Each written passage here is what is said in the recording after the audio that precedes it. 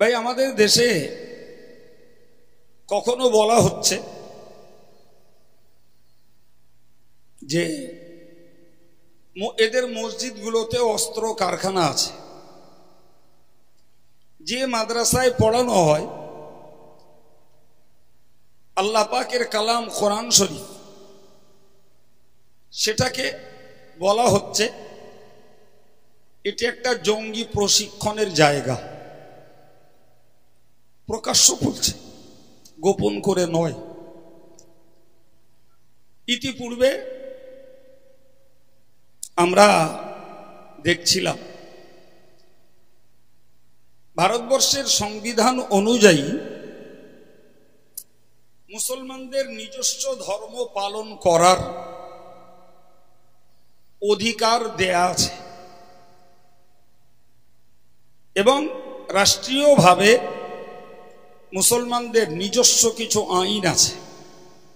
যেমন আমরা আমাদের ধর্ম অনুযায়ী বিয়ে দেব, আমরা আমাদের ধর্ম অনুযায়ী তালাক দেব, আমরা আমাদের ধর্ম অনুযায়ী মাইয়াতের ফারাজ হিসাব কষব।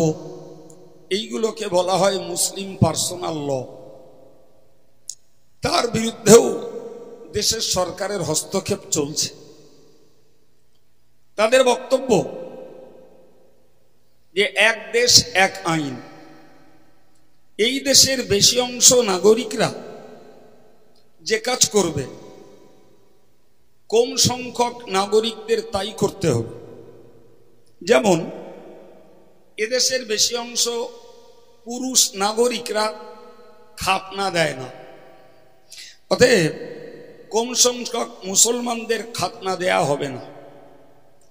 এদেশের সংখ্যাগুরু যারা, তারা তাদের মৃত লাশকে কবর দেয় না, অতএব মুসলমানদের লাশকেও কবর দেয়া হবে না। এদেশের মুসলমানদের নিজস্ব ধর্মীয় শিক্ষা, মাদ্রাসা শিক্ষা, এটা থাকবে না। এ জাতীয় নানা রকমের চক্রান্ত চলছে। সম্প্রতি যেটা চলছে আপনারা অনেকেই জানেন, মুসলমানদের পূর্বপুরুষ বাপ দাদারা যে সমস্ত সম্পত্তি মসজিদে, মাদ্রাসায়, কবরস্থানে, ঈদগাহে দান করে গেছিলেন, এই সম্পত্তিগুলোকে ওয়াকফের সম্পত্তি বলা হয়। সেই ওয়াকফ যা বাপদাদারা করে গেছে, আজকের দেশের সরকার সেইটা মুসলমানদের হাত থেকে নিয়ে একটা আইনের আওতায় ফেলে সরকার তার পরিচর্যা করবেন। অথচ ভারতীয় সংবিধানে বলা আছে যে মুসলমানদের নিজস্ব ধর্মের বিষয়টা মুসলমানরা নিজেরাই দেখবে, ওটাতে হস্তক্ষেপ করা যাবে না। দেশের সংবিধানের পরিবর্তন করে উল্টে দিয়ে বর্তমান দেশের সরকার মুসলমানদের বাপদাদাদের সম্পত্তিকে হাতিয়ে নিজেরা তার উপরে কর্তৃত্ব চালাবার চক্রান্ত করে পার্লামেন্টে আইন তৈরি করেছে, বিল পাশ করিয়ে দিয়েছে। দেশ জুড়ে মুসলমানরা তার বিরুদ্ধে আন্দোলন করছে। আপনারা অনেকে শুনছেন এই আন্দোলনের একটা বৃহত্তম আন্দোলনের তারিখ ছিল আগামীকালই, অথচ সেটাকে পলিসি করে বন্ধ করা হয়েছে পারমিশন না দিয়ে। এখন বিনা পারমিশনে করতে গেলে জেল খাটতে হবে। মুসলমান লিডাররা ধৈর্যের পরিচয় দিলেন, বললেন ঠিক আছে আমরা একটু দেখি, একবার আমরা আমাদের ডেট প্রত্যাহার করি, পরে দেখি আবার কবে দেয়। ইতিমধ্যেই কাশ্মীরে একটা জঙ্গি হামলার খবর বেরোল। দায় চাপানো চেপেছে বা চাপানো হয়েছে পাকিস্তানের উপর। ভাই আমার দেশ ভারত, আমরা কখনোই পাকিস্তানের সমর্থক নই। সুতরাং পাকিস্তান যদি এ কাজ করে থাকে আমরা নিশ্চয়ই এর সমুচিত শাস্তি চাই। কিন্তু ভিতরের খবর আল্লাহ ভালো জানেন। বাইরে বাইরে যেটা ছড়াচ্ছে, দায় পাকিস্তানের নামে চাপলেও এটাও কল্পনা করে তৈরি করে এই ভারতে যে মুসলমানের সম্পত্তির বিরোধী আইন তৈরি করা হয়েছে, এর বিরুদ্ধে মুসলমানরা যাতে লড়াইটা বন্ধ করে, তারই একটা পলিসি, তারই একটা চক্রান্ত হলো এই কাশ্মীরের জঙ্গি হামলা। আমি এতগুলো কথা আপনাদের মতো নিরীহ গ্রাম্য একেবারেই গা গ্রামের খেটে খাওয়া মানুষ, তারপরেও বলছি, আপনারা মুসলিম, আমরা একই দেশের নাগরিক, সুতরাং এই বিষয়গুলির ভাবনা চিন্তা থেকে আমরা একেবারে দায় এড়িয়ে গেলে চলবে না। আপনি জানবেন, দেশের সরকার যখন একটা করে ওষুধ গেলাতে পারবে, পরবর্তীতে এমন কিছু কাজে হাত দেবে, তখন আমাদের পিছনে দেয়াল ঠেকে যাবে, আর কিছু করার থাকবে না। আজকে ধরুন মুসলমানের সম্পত্তি হাতালো, কালকে বলল যে মুসলমানদের নিজস্ব শিক্ষা ব্যবস্থা চলবে না। তার মানে এই যে মাদ্রাসাটা আমরা চালাচ্ছি, কি দেশে আরো হাজার হাজার মাদ্রাসা চলছে, স্পেশালি এই ধর্ম শিক্ষা দেয়া হবে না। যা শিখবা সরকার যেটা পারমিট করেছে, হাই স্কুল, হাই মাদ্রাসা, কলেজ, ইউনিভার্সিটি, ওখানে পড়ো, এ আলাদা করে ধর্ম শিক্ষা হবে না। এটা আরবের শিক্ষা, এখানে চলবে না। তাহলে দেখা যাচ্ছে যে আমরা যত ভদ্র শান্ত এবং যত নীরবতা আমরা অবলম্বন করব, ততই একটার পর একটা অত্যাচারমূলক আইন আমাদের উপরে চাপানো হবে। আপনি ভাবলে অবাক হয়ে যাবেন, অবাক হয়ে যাবেন। বেয়াদবি নেন না, আমি আপনাদেরকে একটু চেতনা ফেরানোর জন্য বলছি। ধরে নেন একটা মেয়ে, স্বামী আছে, সন্তান আছে, এই মেয়েটা যদি অন্য কোনো ছেলের সঙ্গে চলে যায়, আমাদের দেশে সেই অনুমতি দেয়া হয়েছে। কোনো মেয়ে যদি আর এক পুরুষের সঙ্গে চলে যায়, সে যেতে পারে, ওর বিরুদ্ধে কোনো কন্টেম, কোনো কেস করা চলবে না। কোনো ছেলে যদি আর একটা কারোর স্ত্রীকে নিয়ে চলে যায়, তো সেও যেতে পারে তার বউ রেখে দিয়ে, ও বউ যে স্বামীর বিরুদ্ধে কেস করতে পারবে না। আমার কথা কিছু শুনছেন? কিছু আজ অনেক শুনেছেন, আমার এই গল্পগুলো একটু শুনুন। আপনি বলেন, এই যদি হয়, তাহলে নিজের সংসার, নিজের চরিত্র, নিজের স্ত্রী বা স্বামীর মধ্যে মায়া মহব্বত, কি স্ত্রীর সন্তানের প্রতি মায়ের দরদ, কিংবা সন্তানের প্রতি বাপের দরদ, এসব আর কিচ্ছু থাকবে? বাপ থাকবে? কিচ্ছু থাকবে। ঠিক এভাবেই কালো নকশা তৈরি করে আমাদের দেশটাতে চক্রান্ত চলছে। মুসলিম ভাইদের মায়েদের মনে রাখতে হবে, আমি একদম নির্ভেজাল সত্য কথা বলছি। রাজনীতির অঙ্গনে আমরা দেখি, এ আমার, ও আমার, আমি ওই দলের লোক, ও ওই দলের লোক। সুতরাং আমরা মনে মনে খুব প্রফুল্ল, মনে মনে খুশি যে আমি অমুক দলের লোক, আমার অমুক নেতা আছে। আপনি আমার কাছ থেকে লিখে নেন, স্ট্যাম্প মেরে নেন। আপনি যখনই ধর্মীয় ব্যাপারে আপনি কোনো বিপদে পড়বেন, আপনি কাউকে আপনার পাশে খুঁজে পাবেন না, কাউকে পাবেন না, কেউ আপনার নেই। ও যতই দেখেন অমুক বড় বড় নেতা আছে, কেউ আপনার না। ধর্মীয় ব্যাপারে আপনি বিপদে পড়বেন মসজিদকে কেন্দ্র করে, মাদ্রাসাকে কেন্দ্র করে, কিংবা আপনার নিজস্ব ধর্মজীবনটাকে কেন্দ্র করে। ধরুন আল্লাহ না করুন, আল্লাহ না করুন, কোন দিনদার, ইমানদার, দাড়িওয়ালা, টুপিওয়ালা মানুষ যদি কারুর কাছে অত্যাচারিত হয়, কারুর কাছে নিপীড়িত হয়, কারুর কাছে যদি লাঞ্ছিত হয়, তো আপনার ঠেলা আপনাকে সামলাতে হবে। আপনি কারুর কাছে গিয়ে দ্বারস্থ হবেন, সে তার গা বাঁচাবে, সে তার পিঠ বাঁচাবে। বিশ্বাস হচ্ছে আমার কথা? হ্যাঁ, ঠিক এরকম একটা পরিস্থিতির মাঝখান দিয়ে চলছে মুসলমানদের জীবন ব্যবস্থা। ভাই, আমরা যতই অস শুনি, জীবনী শুনি, কাহিনী শুনি, আর বক্তার সুর শুনি, বাবু এগুলো শুধু নিয়ম রক্ষা হচ্ছে, শুধু নিয়ম রক্ষা হচ্ছে। তো আমি আপনাদেরকে বলবো যে এই পরিস্থিতির ভিতর দিয়ে আমাদের জীবন চলছে।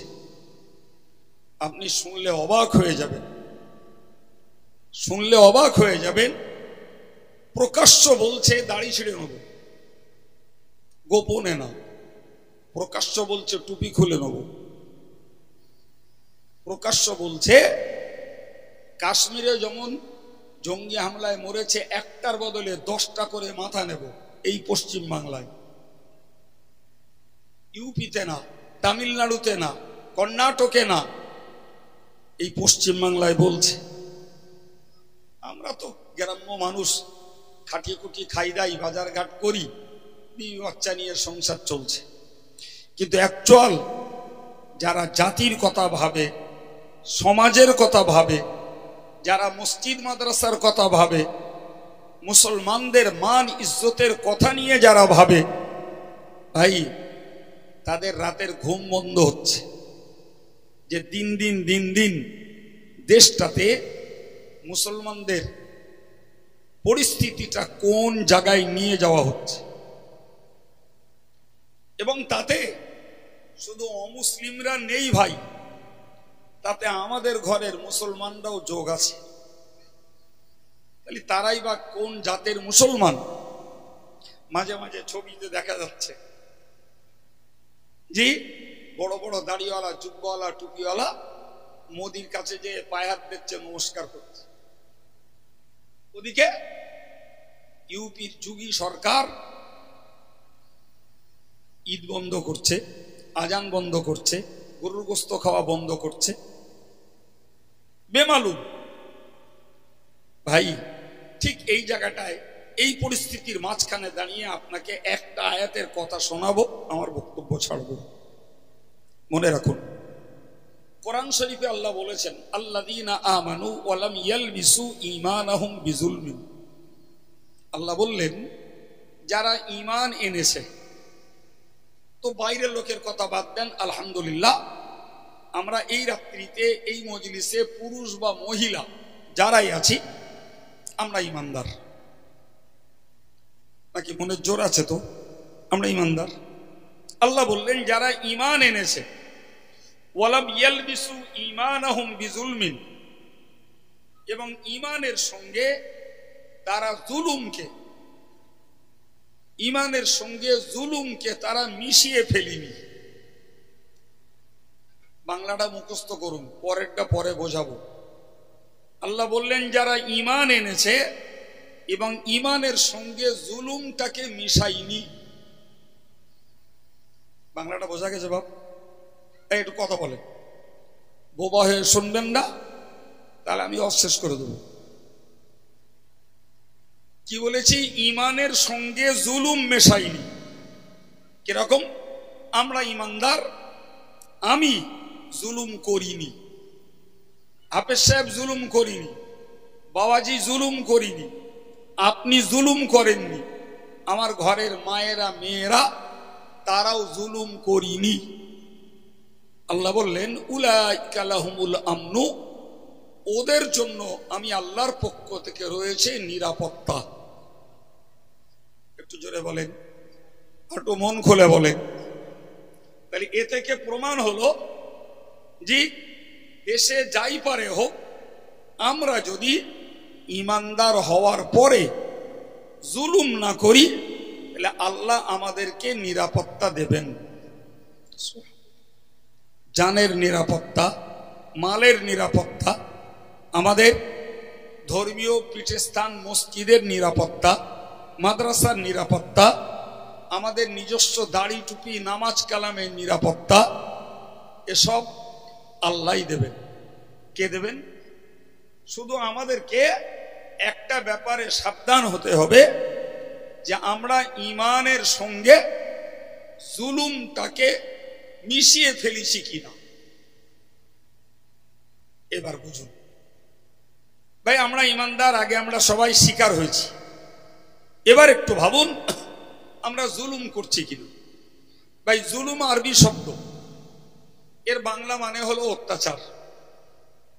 অত্যাচার কার উপরে? ঈমান এনেছি যে আল্লাহর উপরে, পরে ওই আল্লাহর উপরে অত্যাচার করা যাবে না। মনে থাকবে, ঈমান এনেছি কার উপর? জোরে বলেন, আল্লাহর উপর। ঈমান এনেছি রসূলের উপর, ঈমান এনেছি কোরআনের উপর। তো আমরা যখন ঈমান এনেছি আল্লাহর উপরে, রসূলের উপরে, কোরআনের উপরে, ফের আমরা সেই ঈমানদার আল্লাহর উপরে অত্যাচার করতে পারবো না, ফের রসূলের উপরে আমরা অত্যাচার করতে পারবো না, ফের কোরআনের উপরে আমরা অত্যাচার করতে পারবো না। যদি ঈমান আনার পরে আমরা আল্লাহর উপরে অত্যাচার করা থেকে বাঁচতে পারি, রসূলের উপরে অত্যাচারটা যদি না করি, কোরআনের উপরে যদি আমরা অত্যাচার না করি, তবে আল্লাহ আমাদের নিরাপত্তা দেবেন। আর যদি আমরা আল্লাহর উপরে অত্যাচার করে বসি, রসূলের উপরে যদি অত্যাচার করে বসি, কোরআনের উপরে যদি অত্যাচার করে বসি, তাহলে ভাই ওই বিরোধী শক্তি, অত্যাচারী সরকার যা ইচ্ছা তাই করে যাবে। আমরা কিছু করতে গেলেই আমাদের মার খেতে হবে, জেল খাটতে হবে এবং আমাদের নিরাপত্তার অভাব হবে। কথা বোঝা গেছে? এবার বুঝুন খুব ছোট্ট করে, আল্লাহর উপরে অত্যাচার আমরা করলাম কই? আমরা দাড়িওয়ালা, আমরা টুপিওয়ালা, আমরা নামাজি, আমরা ঈমানদার, তা আল্লাহর উপরে অত্যাচার করলাম কই? এ ব্যাপারে আর একটা আয়াত শুনুন। আল্লাহ বলছেন, বিসমিল্লাহির রহমানির রহিম, ইন্নাশ শিরকা লাযুলমুন আযীম। আমার আল্লাহ বললেন, আমার সঙ্গে কাউকে শরীকদার বানানো, আমার অংশীদার কাউকে বানানো, আমার পার্টনার কাউকে বানানো, এটি হলো আমার প্রতি সবথেকে বড় অত্যাচার। আমার প্রতি বড় অত্যাচার আমার কোন পার্টনার বানা। ভাই, আমরা ব্যবসা করি দুজন তিনজনে মিলে, তো আমি আর ওই দুজন আমার পার্টনার, এরম বলি না। মুসলমানকে প্রথম মনে রাখতে হবে যে সেজদা পাওয়ার উপযুক্ত একমাত্র আল্লাহ, আর কেউ না। আল্লাহ পাকের নবী বলেছেন, লাউ আ'মুরু লি আহাদিন আন ইয়াসজুদা লি আহাদ লা আমারতুল মারআতা আন তাসজুদা লি যাওজিহা। হুজুর বলেছেন, যদি আমি কাউকে, আল্লাহ ছাড়া কাউকে সেজদা করতে হুকুম করতাম, তো পৃথিবীর স্ত্রীদেরকে বলতাম তোমরা তোমাদের স্বামীর সেজদা করো। আবার বুঝুন, যদি আল্লাহ ছাড়া কারুর সেজদা করা যদি জায়েজ হতো, তাহলে আমি স্ত্রীদেরকে বলতাম তোমরা স্বামীকে সেজদা করো। যেহেতু আল্লাহ ছাড়া আর কাউকে সেজদা করা যায় না, ফলে স্ত্রীরাও স্বামীকে সেজদা করতে পারে না। ভাই, এবার বলুন তো, যদি কলেমা পড়া ভাইয়েরা আর বোনেরা এরা যদি মাজারে যেয়ে সেজদা করে, এরা যদি কবরে যে হাজত মান্নত করে, ভাই এটা কি আল্লাহর সঙ্গে ওই মাজারের ওলির মিল করা হলো না? পার্টনার বানানো হলো না? হলো না? আচ্ছা, আপনারা কি জানেন বাবা, ভারতবর্ষের মুসলমানরা মসজিদ বাদ দিয়ে একটা বিরাট অংশ লোক মাজারে যে ঠোকে না? ঠোকে না? বলেন বলেন। আমি আমার টাইম পাস করতে আসিনি, আমি ওরা মাছ জানি না বাবা, আমি আসি দুটো শেখাতে। যদি ঠোকে তাহলে এবার বলুন ওরা ইমানদার বলো, তাহলে ইমানের পরে ওরা ওদের আচরণে কাজে কামে জুলুমটাকে মিশিয়েছে না মেশাইনি? কার উপরে জুলুম করলো? জোরে বলে, আল্লাহর উপরে।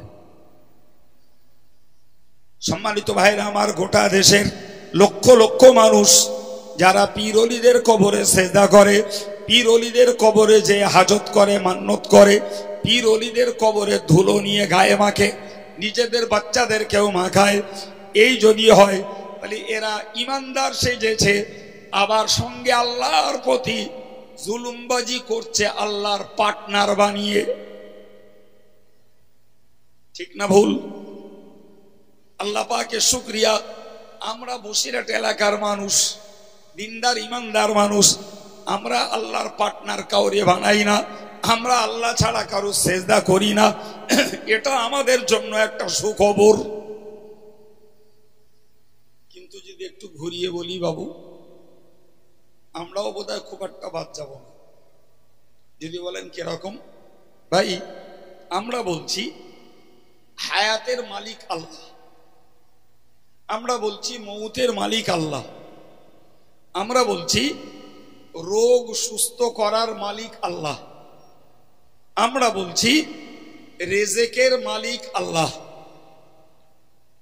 বলেন না একজন ইমানদারের পক্ষে এই কথাগুলো বিশ্বাস করতে হবে না? হবে না? একজন ইমানদারকে এই কথাগুলো স্বীকার করতে হবে না? হবে না? এখন কোন মুসলমান যদি বলে যে আমি মরে গেলুম, ওই ডাক্তারের কাছে যদি না যেতাম তাহলে আমার আর বাঁচার রাস্তা ছিল না, আমার সঙ্গে কথা বলেন, এটা কি ইমানদারের ভাষা না বেঈমানি ভাষা? বলে বলেন বলেন। এ লোক আমাদের গ্রামে সমাজে গঞ্জে আছে না নেই? একজন লোকের ব্যাপারে বললুম, এই লোকটার চিকিৎসার অভাবে মেরে ফেললে। কেউ ডাক্তার বাড়িতে যেয়ে বলল যে ডাক্তার আমি দেখেছি তোমার ওষুধ না খালি আমার বাড়ির রোগ সারে না। এটা কি ইমানদারের ভাষা না বেঈমানের ভাষা? কিছু বলে না। ডাক্তার রোগ সারায়, লোকে বাঁচায়, তাহলে ইমানদার আমি। তাহলে এই যে ডাক্তারদেরকে কে আর একজনকে আমার বাঁচানোর আর সারা রোগ সারাবার আমি মাধ্যম বানিয়ে ফেললাম, ভাই এটাও তো আল্লাহর সঙ্গে তারে পার্টনার বানানো হলো। সরাইকে পার্টনার বানাচ্ছি আমরা। আপনি জানেন আজকের আমার দেশের কত মুসলমান তারা বাঁচার দায়ে এই যে সরকাররা আমাদের প্রতি এত অত্যাচার আর এত বিরোধী আইন তৈরি করছে, সেই সরকারের পকেটের লোক হয়ে গেছে অনেক মুসলমান। কি চিন্তা, এদের দলে না গেলে আমি বাঁচতে পারবো না। এরা আল্লাহর সঙ্গে পার্টনার, অংশীদার বানিয়েছে না বানায়নি? বাবা বানিয়েছে।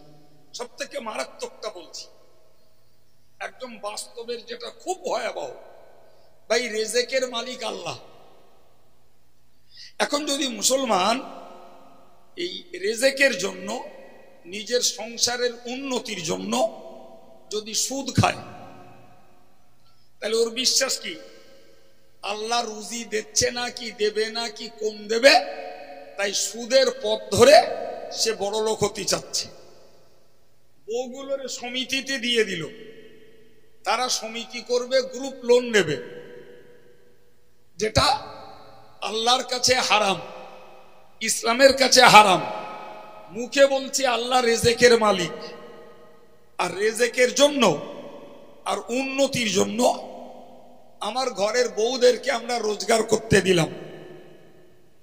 ভাই, সুদ খাওয়া, ঘুষ খাওয়া, জুয়া খেলিয়ে কামাই করা, লটারি কেটে কামাই করা, বোনের ফারাজ ফাঁকি মারা, মেয়ের ফারাজ ফাঁকি দিয়ে ছেলের নামে লিখে দেওয়া, ভাইয়ের ফারাজ ফাঁকি দেওয়া, অত্যাচার করা, মিথ্যা কথা বলে রোজগার করা, এই জাতীয় কাজগুলো যদি কলেমার ভাই, ইমানদার বোনেরা, ভাইয়েরা করে, এদিকে মুখে বলছি রেজেকের মালিক আল্লাহ, আর আল্লাহ যে কাজে নারাজ, যে কাজে আল্লাহ অসন্তুষ্ট, সেই কাজ যদি করা হয়, এটি কি আল্লাহর প্রতি জুলুমবাজি হচ্ছে না বাপ?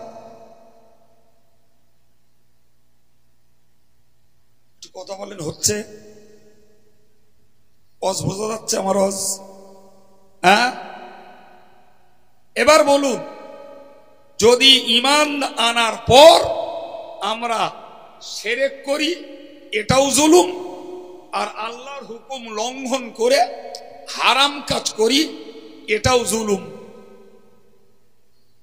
আল্লাহ বললেন, তোমরা যদি জুলুম না করো তবে তোমাদের নিরাপত্তা দেব, আর যদি তোমরা জুলুম করো তাহলে তোমাদের নিরাপত্তা নেই।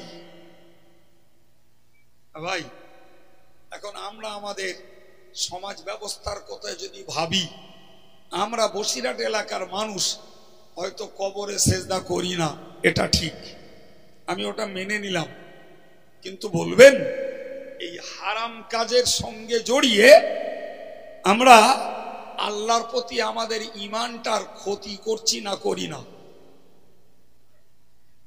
কথা বলেন। হারাম কাজ করার লোক চেনেন না নাকি? সুদ খাওয়া লোক, বউ সমিতি করানো লোক, চিটফান্ডের ব্যবসা করা লোক, পরের মাল মারা লোক, লটারি কেটে রোজগার করার ধান্দার লোক, জুয়া খেলানো লোক, এ কি আমাদের সমাজে মোটেই নেই নাকি? হ্যাঁ, তাহলে এরাও তো আল্লাহর হুকুম লঙ্ঘন করে আল্লাহর প্রতি জুলুমবাজি করছে না বাপ? হ্যাঁ, তাহলে কি বোঝা যাচ্ছে? যে দেশের সরকারও আমাদের নাকানি চুবানি খাওয়াচ্ছে, আর আমরা আমাদের কর্মদোষেও আল্লাহর কাছেও নাকানি চুবানি খাবো। কোনো দিকে আমাদের রক্ষে নেই।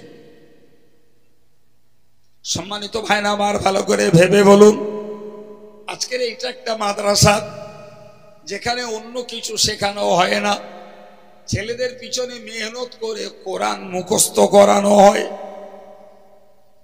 নাকি অন্য কিছু হয়? কি হয়? কোরআন মুখস্থ করে ছেলেরা।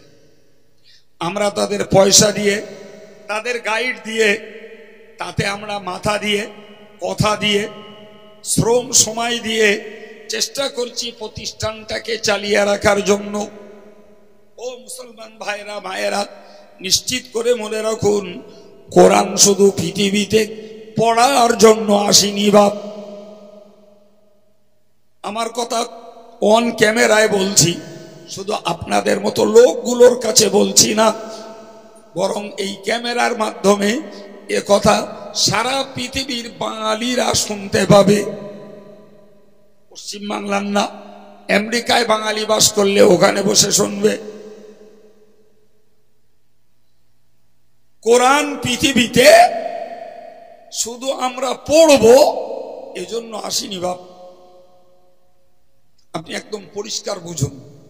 মনে করুন, আমি উদাহরণ দিয়েই বলছি, আমি কোরআন পড়তে পারি না, কিন্তু আলেম ওলামাদের কাছ থেকে ওয়াজ নসিহত শুনে শুনে শুনে শুনে আমি কোরআনে যা যা বলা আছে সেগুলো আমল করি, আর যেগুলো আমল করার বিষয় নয় সেগুলো আমি করি না। অর্থাৎ আদেশগুলো পালন করি, নিষেধগুলো বাদ দেই, অথচ আমি কোরআন পড়তে পারি না। আমি আপনাকে বলবো, এরকম মানুষ আমার সমাজে অনেক আছে, অনেক, যারা কোরআন পড়তে পারে না, অথচ রীতিমতো আল্লাহওয়ালা লোক, নামাজ কালাম জিকির তসবিহ তেলাওয়াত সব কিছুতেই মানুষগুলো ভালো, অথচ কোরআন পড়তে পারে না। ভাই, এই লোকগুলোর জান্নাতের দরজা উঁচুতে না হলেও ইনশাল্লাহ ওই আমলওয়ালা মানুষগুলো জান্নাতে যাবে। সুবহানাল্লাহ বলা যাবে না? পক্ষান্তরে ধরুন আমার মায়েদের কথা, আমার মায়েরা অনেকে কোরআন শরীফ পড়তে পারে,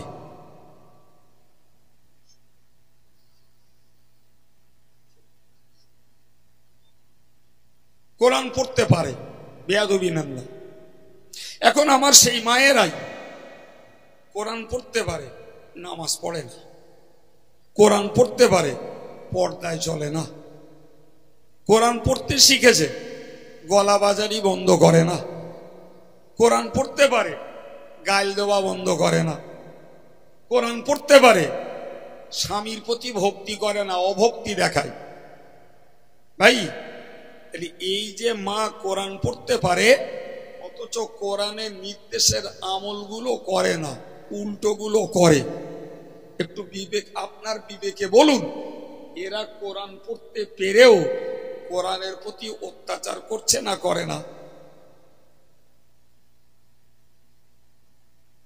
চিনলে বলেন, অত্যাচার করছে। জি, তাহলে কোরআনের প্রতি যখন অত্যাচার করছে, কোরআন বলো কিয়ামতের দিন আল্লাহর কাছে মামলা দায়ের করবে যে আল্লাহ, এরা আমারে ঘরে রেখেছে, এরা আমারে পড়েছে, এরা আমাকে মুখে সম্মান করেছে, কিন্তু আমারে এরা কাজে লাগায়নি। অতএব আল্লাহ, এদের বিরুদ্ধে আমি আপনার কাছে মোকদ্দমা দায়ের করলাম।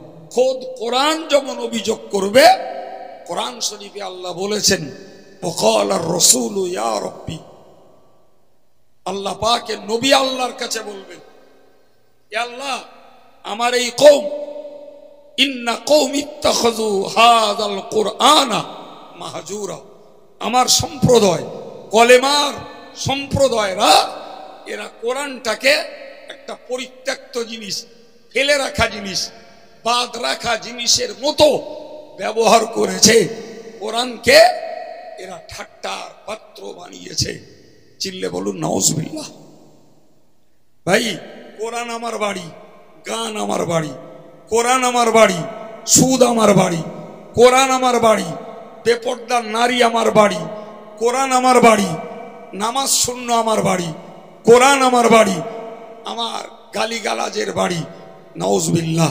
তাহলে কোরআনটাকে ঘরে রেখে দিয়ে কোরআনটাকে ব্যবহার করা হচ্ছে না, বরং কোরআনের উল্টো পথে চলে কোরআনের প্রতি জুলুমবাজি করা হচ্ছে। ঠিক না বউ? কিয়ামতের দিনে কোরআন অভিযোগ করবে, রাসূলুল্লাহ আল্লাহর কাছে মামলা ঠুকে দেবে।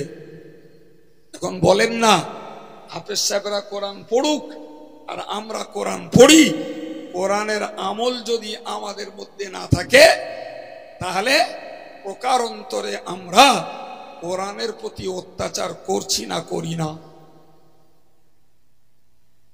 একটা আয়াতের তাফসীর শুধু আপনাদের শেখাচ্ছি। জি, তাই কোরআনের প্রতি যদি অত্যাচার করি, আল্লাহ আমাদের নিরাপত্তা দেবে বাপ? একটু চিল্লে বলে দেবে না। সুতরাং আমরা ঘরেও মার খাবো, বাইরেও মার খাবো, দেশের অত্যাচারী সরকারের কাছেও মার খাবো, কবরে গিয়েও মার খাবো।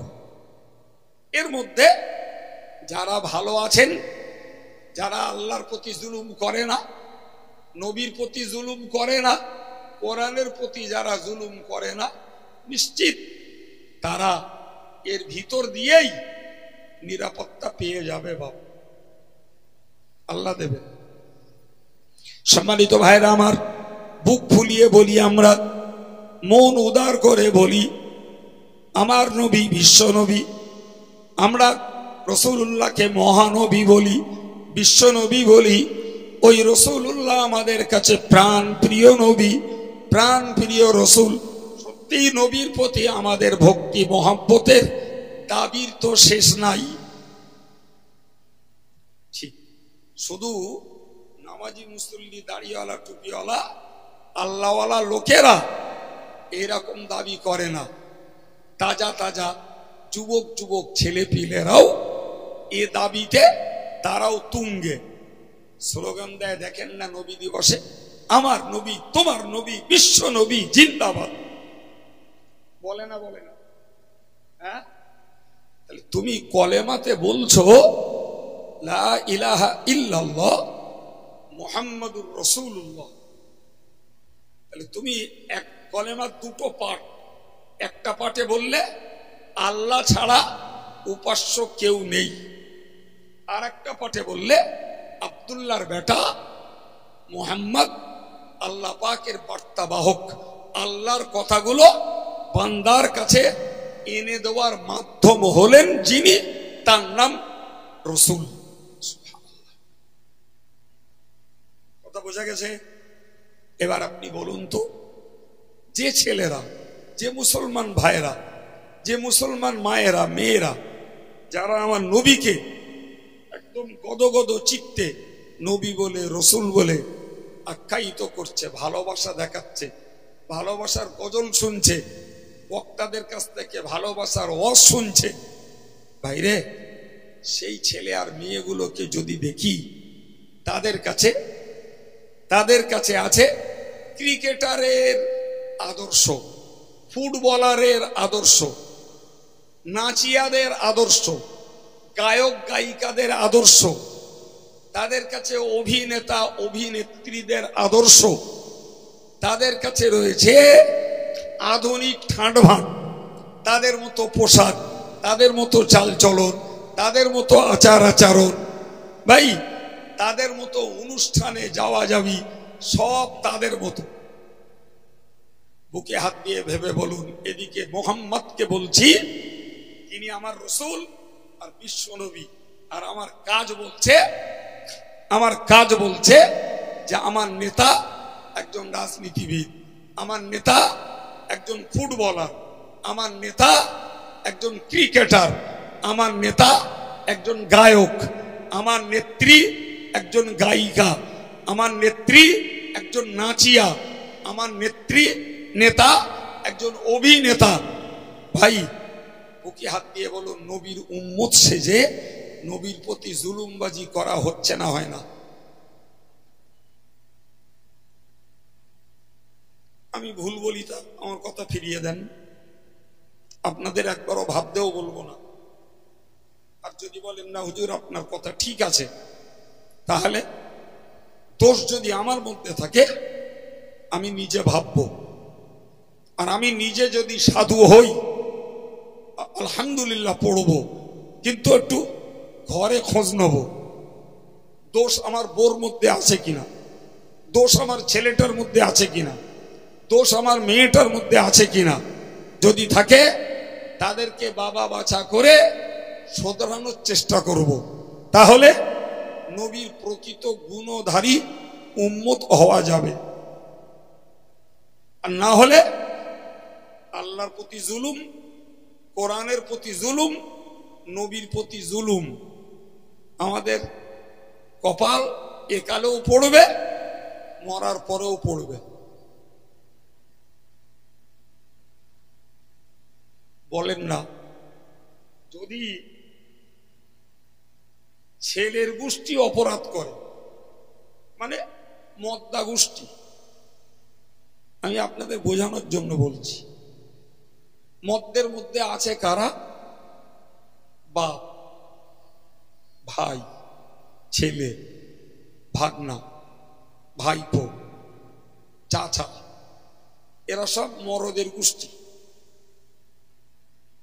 মেয়েদের মধ্যে কারা?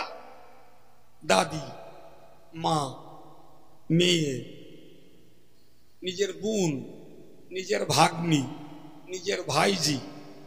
আচ্ছা বলেন তো, এই ছেলে গোষ্ঠী আর মেয়ে গোষ্ঠীর মধ্যে যাদের যাদের নাম বললাম, নাম মানে সম্পর্ক বললাম, এরা পর কেডা বাপ?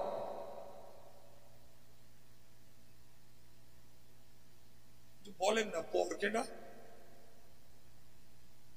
কেউ আছে পর?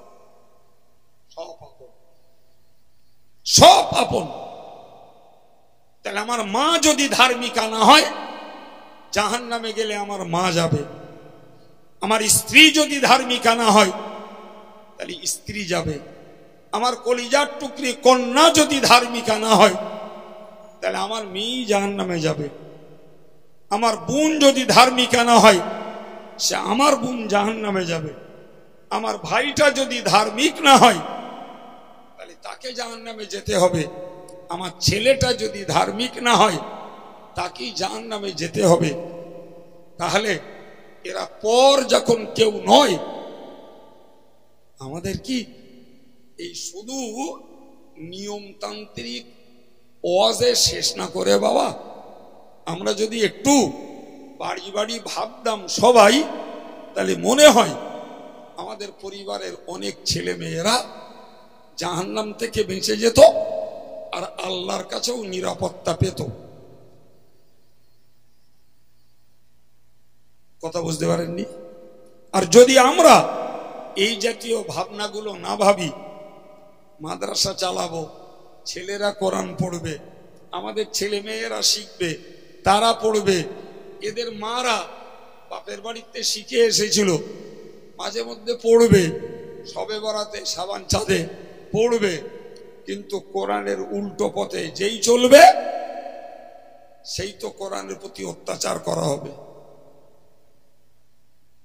অথচ আল্লাহর কোরআন, আল্লাহর নবী বলেছেন, আল্লাহর নবী নিজে বলেছেন, ইকরাউল কুরআনা ফাইন্নাহু ইয়াতি ইয়াউমাল কিয়ামাতি শাফিআন লিআসহাবিহি। মহানবী বলেন, তোমরা কোরআন পড়ো, তোমরা কোরআন পড়ো, এই কোরআন কিয়ামতের মহাময়দানে কোরআন পড়নেওয়ালাদের জন্য আল্লাহর কাছে সুপারিশ করবে। কোরআন পড়ো, কোরআন তোমাদের জন্য আল্লাহর কাছে সুপারিশ করবে। বাবা, তো আমরা শুধু পড়লে হবে না বাপ। এই যেমন দিনদার ইমানদার মানুষগুলো, নামাজি মুসল্লিগুলো কোরআনের উপরে আমল করছেন, আলহামদুলিল্লাহ। সমাজের যুবকদেরকে, যুবতীদেরকে এবং মায়েদেরকে সবাইকে কোরআন পড়তে হবে, কোরআনের খেদমত করতে হবে এবং কোরআনের পক্ষে নিজেদের আমলের জীবনটাকেও তৈরি করতে হবে। বাবা, আমারটা আছে, চেষ্টা করব আমার স্ত্রীর ঘাটতি থাকলে পূরণ করার। স্বামী স্ত্রী উভয় ধার্মিক, ধার্মিকা, চেষ্টা করি আমাদের বাচ্চাগুলোকে কোরআনের পক্ষে, নবীর পক্ষে, আল্লাহর পক্ষে গড়ে তোলার।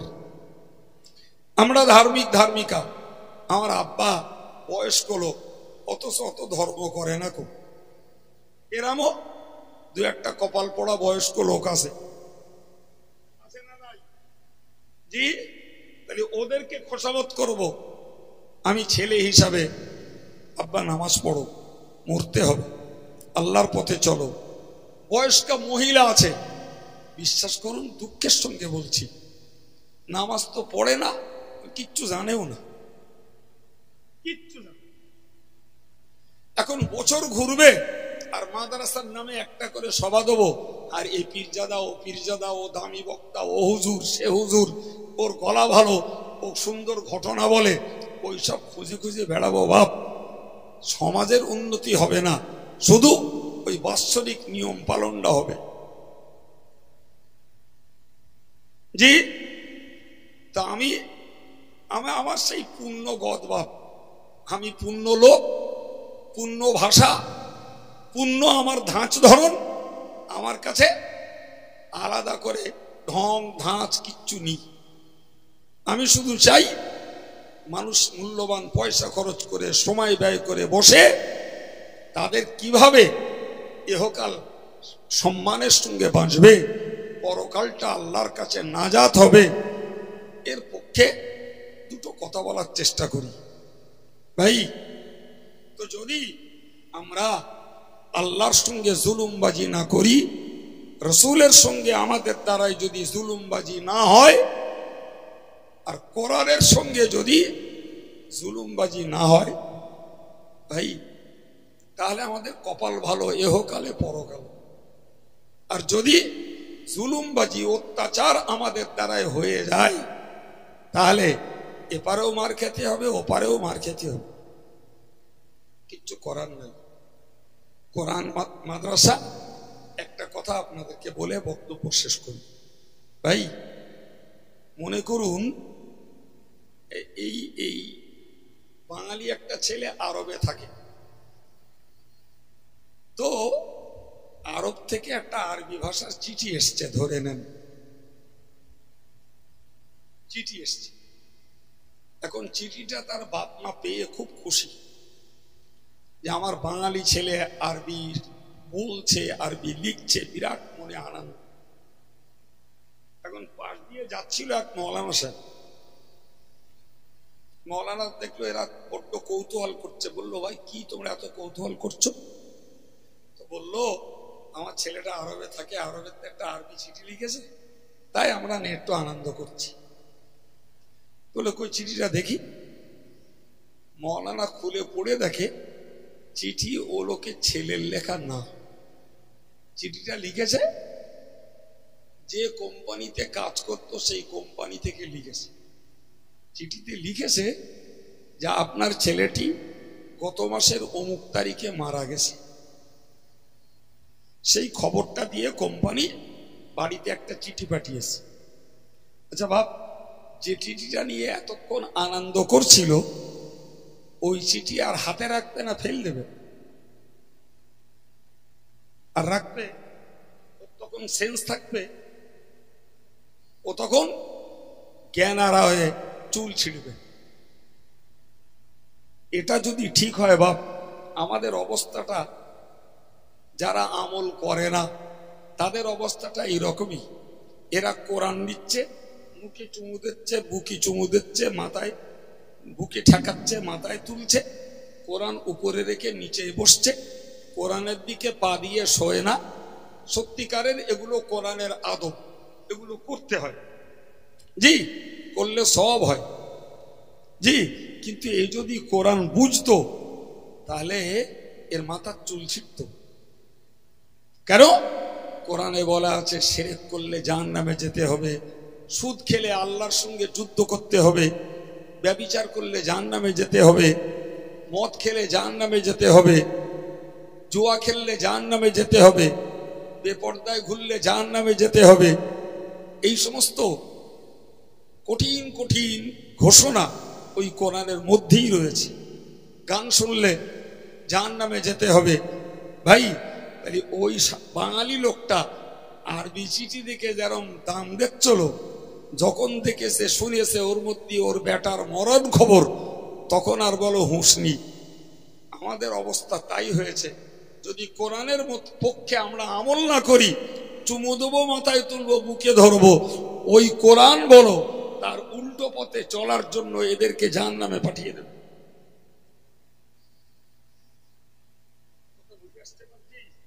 জি, সুতরাং আমার ভাইদেরকে, যুবকদেরকে, সম্মানিতা পর্দার মায়েদেরকে বলবো, আমরা আমাদের ঈমান আনার পর আমাদের জীবনে আল্লাহর প্রতি জুলুমবাজি করছি কিনা, রসুলের প্রতি করা হচ্ছে কিনা, কোরআনের বিপরীত চলে কোরআনের প্রতি আমরা বেয়াদবি আর জুলুমবাজি করছি কিনা, যদি একটু ভাবেন তাহলে মনে হয় আমাদের মাদ্রাসা চালানো, ওয়াজ দেওয়া সবকিছু আমাদের জন্য লাভজনক হবে।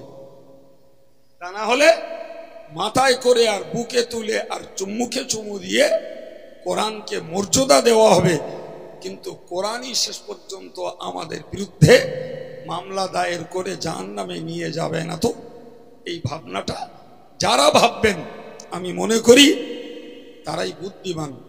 আর যারা মনে করেন বছর ঘুরলে ওয়াজ দিতে হয় দিলুম, বক্তারা এলো তাদের মতন বলে কয়ে গেল, আমরা আমাদের মতন শুনে খিচুড়ি খেয়ে বাড়ি চলে গেল,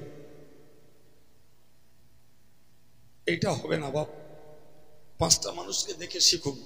যে সমাজে আমরা বাস করি সেই সমাজে তো পাঁচটা মানুষ ধার্মিক আছে, তাদেরও সংসার আছে, তাদেরও রোজগার আছে, তাদেরও বউ বাচ্চা আছে, তাদেরকে নিয়েই চলছে, আবার ধর্মও করছে। আমি সেই সমাজে বাস করি, তাহলে আমার সংসার আছে, রোজগার আছে, অথচ আমি ধর্ম করার সময় পাই না কেন?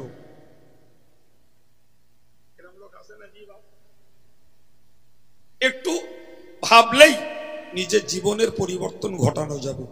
আল্লাহ তৌফিক দেন, বলুন আমিন। আর একটু জোরে বলেন আমিন।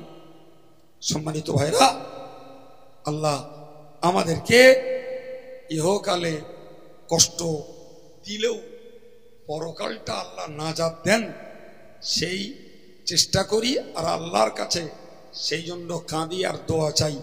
আল্লাহ আমাদের তৌফিক দেন, বলুন আমিন। দরুদ শরীফ। আল্লাহুম্মা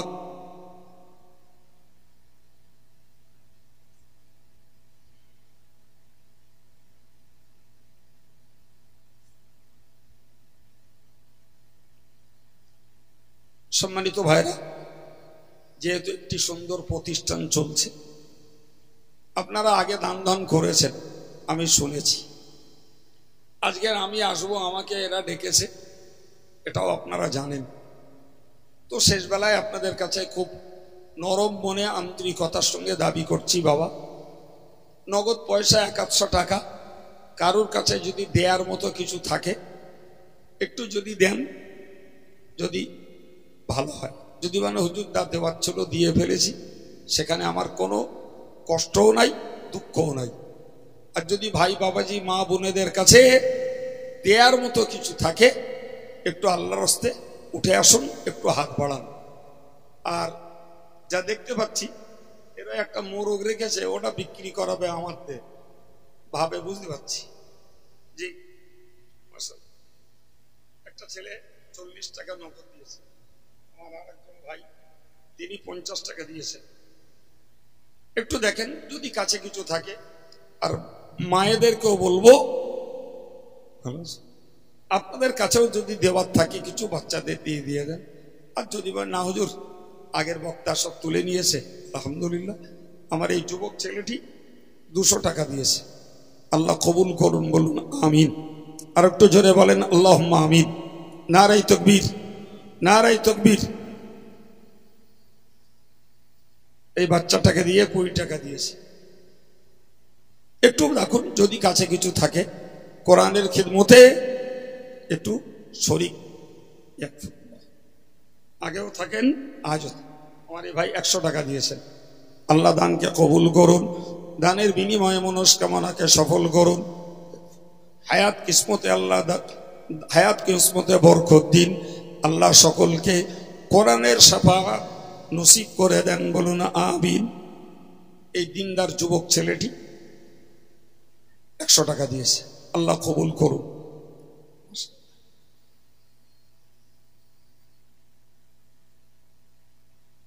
এই ছেলেটি 20 টাকা দিয়েছে, তার বউ অসুস্থ, তার জন্য দোয়া চাইছে। আল্লাহ পাক কোরআনের শেফা তার বউর নসিবে মঞ্জুর করেন, বলুন আমিন।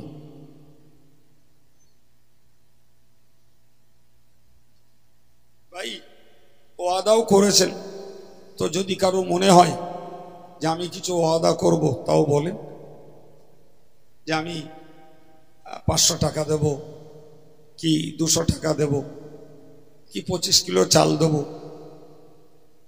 যেটুকু যদি কারোর মনে হয় একটু বলুন, একটু বলুন।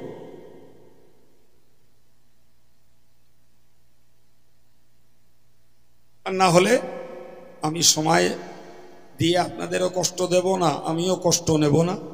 ওই মোরগটার দাম বলুন, ওইটা আপনার একটু কে পারেন কিনে নেন, বলেন দাম বলেন।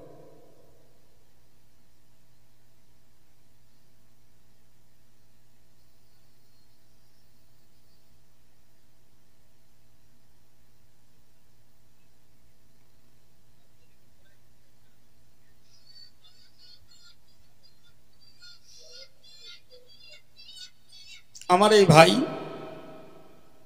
1000 টাকা দেবেন, 500 টাকা নগদ দিয়েছেন, 500 টাকা পরে দেবেন। ওনার স্ত্রী অসুস্থ, উনি আন্তরিকতার সঙ্গে দোয়া চাইছেন। আল্লাহ পাক কোরআনের খেদমতের খাতিরে তাকে সুস্থতা দান করেন, বলুন আমিন। বলেন মোরগটার দাম বলেন, শীঘ্রই বলেন। একটাই সভা শেষ করবো নিয়ত, গরমকাল, এরপরে লেট করলে ফজরের নামাজিদের নামাজের কষ্ট হবে। একটু বলেন, এমনি বাজারের দাম বলে, বেশি না হলে আপনি নেবেন, কি আছে, এটা দাম বলে 1000। আলহামদুলিল্লাহ 1000 বলেন, মোরগের দাম 1000।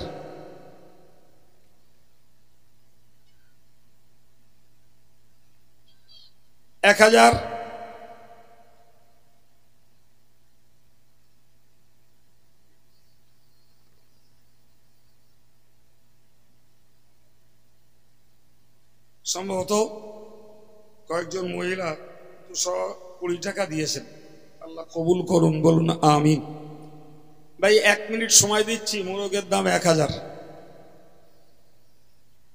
বলেন। 1000।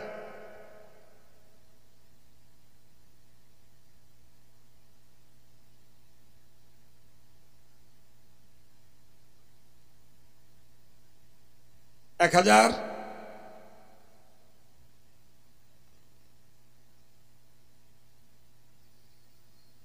তিরিশ সেকেন্ড, মোরগের দাম 1000।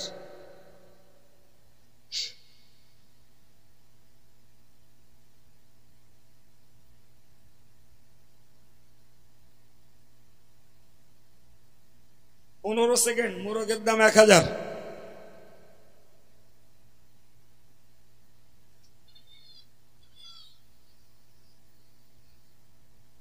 5 সেকেন্ড।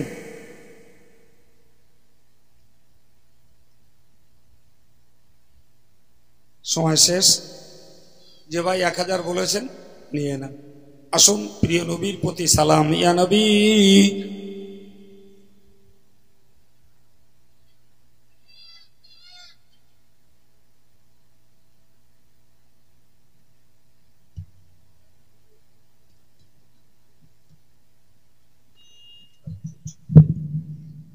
একজন মহিলা 50 টাকা দিয়েছেন, একজন আব্দুল্লাহ বলে একজন ভাই 500 টাকা, আর একজন ও মোরগের দাম ভাই 1000 টাকা নগদ দিয়ে দিয়েছেন।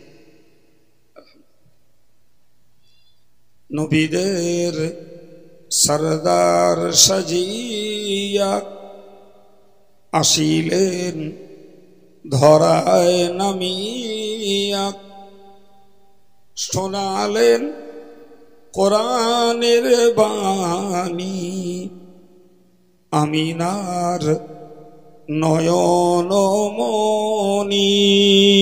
ইয়া নবী,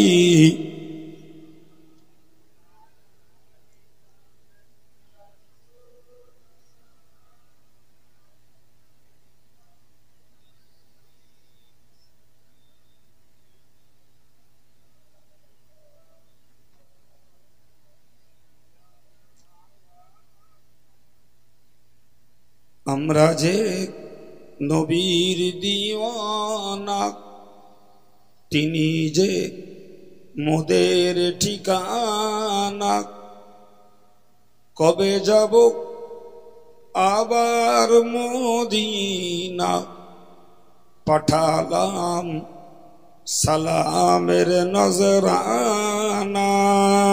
ইয়া নবী,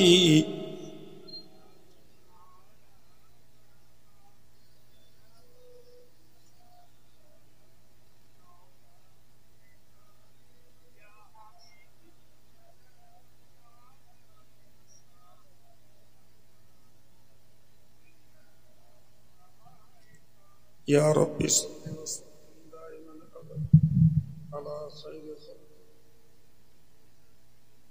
সালাম বরওয়াজিদ নবী पर अपने मदाम बला वल उला بكماله كشف الدجى بجماله حسنت جميع خصاله صلوا عليه وآله اللهم صل على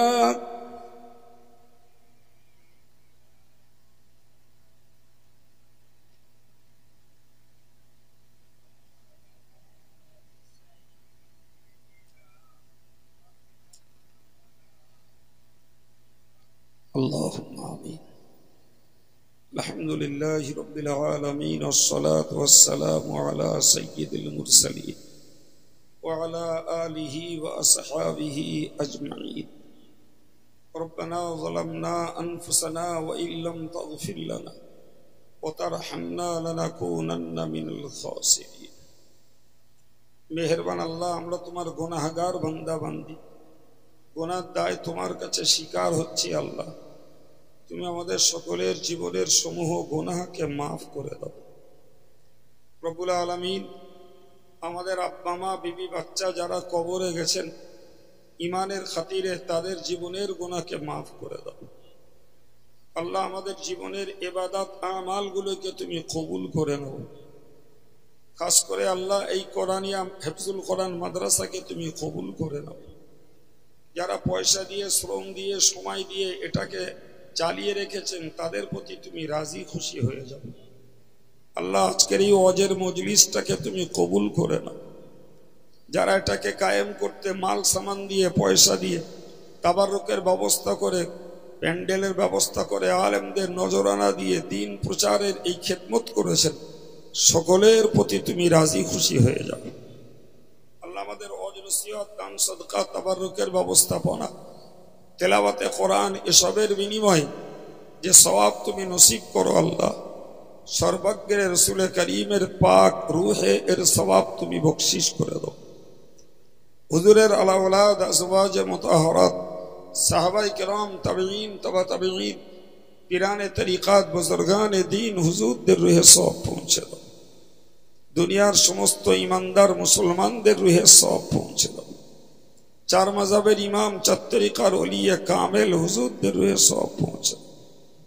খাস করে ফুরফুরা শরীফের দাদা হুজুর কিবলা, তার আলা ওলাদ, তার খলিফা, সকল হুজুরদের রূহে সওয়াব পৌঁছে দাও।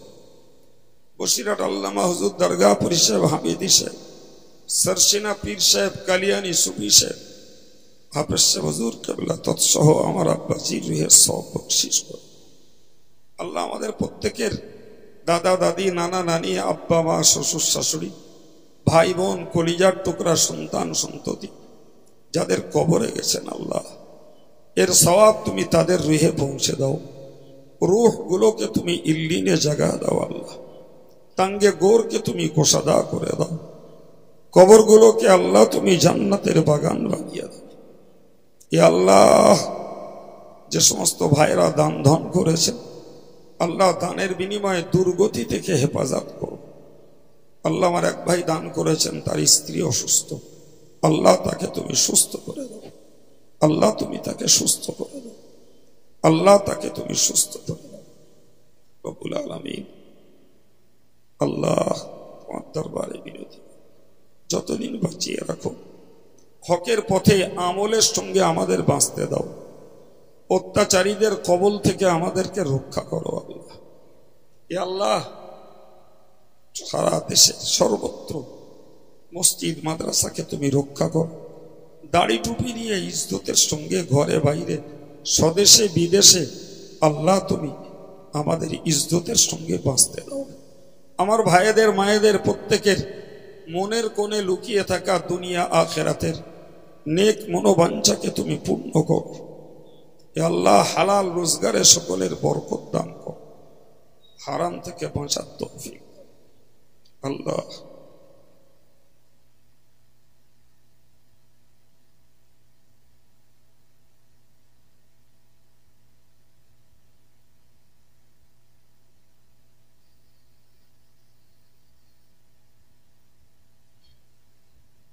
يا إله العالمين يا خير الناصرين نصر من الله وفتح قريب وبشر المؤمنين فالله خير حافظا وهو أرحم الراحمين سبحان ربك رب العزة عما يصفون وسلام على المرسلين والحمد لله رب العالمين ربنا تقبل دعاءنا ببركة هذه الكلمة الطيبة لا إله إلا الله محمد رسول السلام عليكم সকলকে দাওয়াত সকলেই বসে যান